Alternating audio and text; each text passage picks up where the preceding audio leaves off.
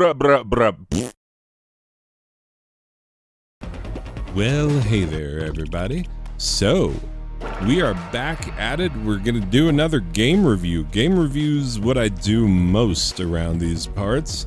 When the Steam sales come up, sure, I'll give you Steam sale footage and whatnot and tell you what you can find and where and how much. But most of the time, what I do on my channel is I review games because, long story short, many of you have heard this many times over. Russians hacked my account, yada yada yada. When I got it back, I had a butt ton of games that I did not pay for. Some of which are terrible, some of which are awesome. But yeah, that's what I do, is I'm making my way through my own Steam backlog, and you get to enjoy it, or not. I don't know, depends on how you feel. So yeah, I was spending some time trying to find a game that I could get behind, that I could be like, no, people will want this, people will be excited about this. A game that is on sale in the Steam sale now, that is also quality at an affordable price. That is what I'm looking for. That is what we are all looking for when it comes down to it. And I went through too many games. There were games that have been sitting in my backlog for forever, and now I've got to put them in a pile of disappointing games that I've been disappointed by. Boy. And what to do with those. Question. This is something I earnestly want to know. Let me know in the comments. Do you want to see me review games that I don't like? Because I have gotten feedback from people, sometimes from the developer, sometimes from people watching me play poorly, and saying like, well, you're no good at it, that's why you don't like it. Anyway, I just want to hear from you, because I'm creating a file of these games have disappointed me and I don't like them very much. Because right now what I'm looking to do is put out games that people will like. And so if you have any thoughts, any input on this, please feel free to comment. I'm always looking for feedback, trying to make the channel better. Anyway, regardless, let's talk about High Hell. Enough mumbo jumbo of the introductory sort. High Hell is a highly stylized first-person shooter. Comes to us in 2017. It was released from Terry Velman, who made Heavy Bullets, and Dose 1 of Enter the Gungeon fame. It's published by Devolver, and if you know Devolver, they publish lots and lots of good things. Like a ton of games, like so many games. Like just go check and you'll be like, oh, they published like a bunch of games that I've heard of that are really good. Yeah, that's them. So in this highly stylized first-person shooter, there's an emphasis on comedy, there's an emphasis on action, and there's an emphasis on getting you into it as quickly as possible without explaining practically anything. For real. The game does not hold your hand. It's like, figure it out. Just go do the thing. And that's pretty much it. And this comes into play the first time you end a level. It's like, and jump off. And you're like, what? I just finally succeeded, because, you know, the first time I played through, I did not succeed. And so the second time, it's like, okay, now that you killed all the people and did all the things, jump off. And I was like, really? You want me to jump off of the building? And they're like, yeah, do it. And I did, and then that's how you end the level. It's a really cool way to end a level, but also, like, they don't really explain what's going to happen or how it's going to go or anything of the sort. There, and also, you know, like, burning the money. That is an objective that you have. Like, a sub-objective is to find and burn all the money. Because, yeah, these people are running a drug cartel, something. Who knows? They don't tell you the story. And so that part is, it's very much up in the air. It's very much not explained. And so you just do what you do and you figure it out as you go. It is pretty much how it goes. The graphics are beautiful. I love this cel-shaded style, very much reminiscent of lots of things. Borderlands comes to mind.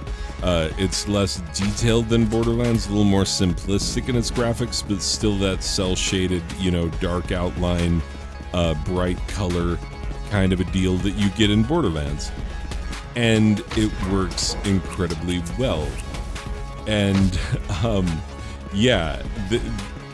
the other thing is that the game is fairly hard. It doesn't really present itself to you as like, oh, I'm easy and it's just super easy to make it through.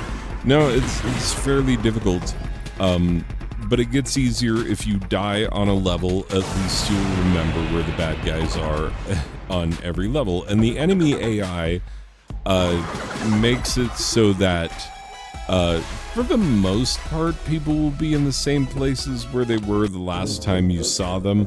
The baddies, they'll be in the same spot where they were the last time you shot them, if you have to restart a level.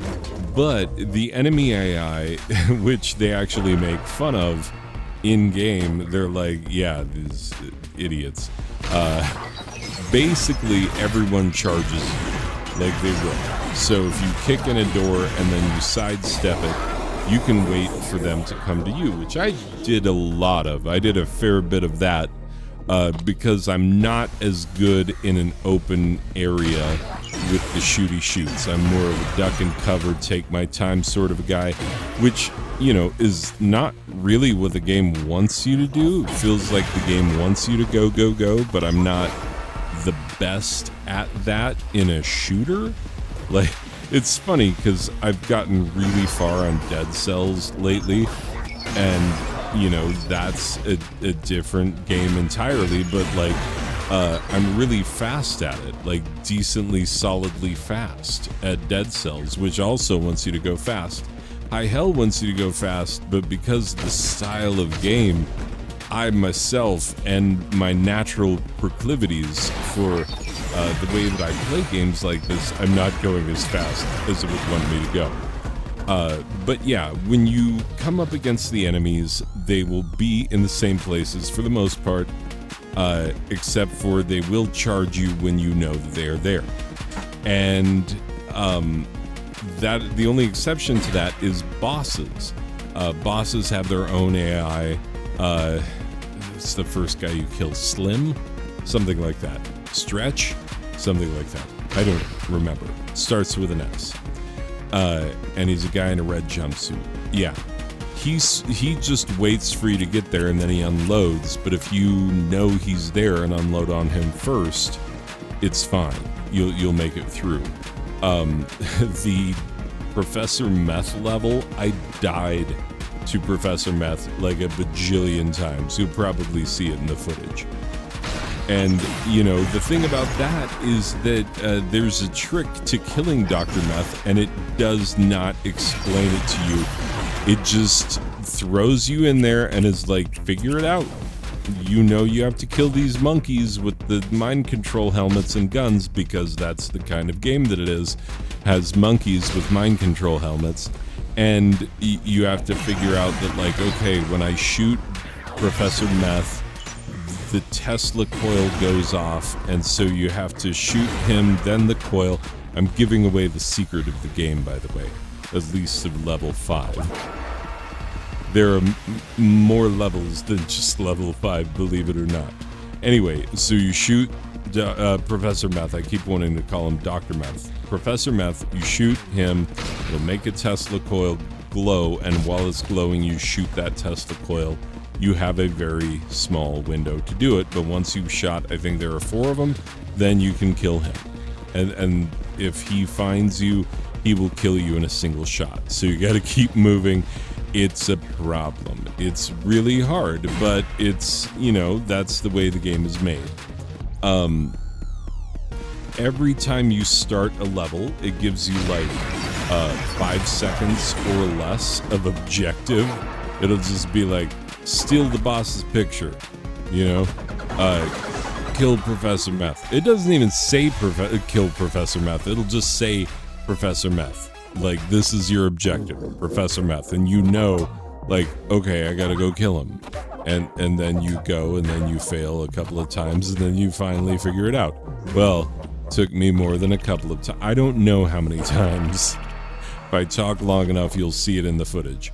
Anyway, but yeah, it just throws you into things. And the GUI, like, what they've done here is they've stripped back a shooter. Like, shooters have gotten very complicated, very complex in a lot of ways over the years. This strips it back to the bare bones basic. You have, in the GUI, you have your health meter, and then you can see the barrel of your gun, so you know where you're shooting. That's it. That's all you have. That's all you have. That's all you get. That's all you get. That's all you need for this game. Because they're like, no, we're not giving you more than that. Like, just here's how much of not dead you are, and here's your gun.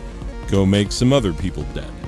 And I appreciate that simplicity, you know, because sometimes you just want to play something where you don't have to memorize a bajillion things. And speaking of not having to memorize a bajillion things, the controls are exactly what you think they are.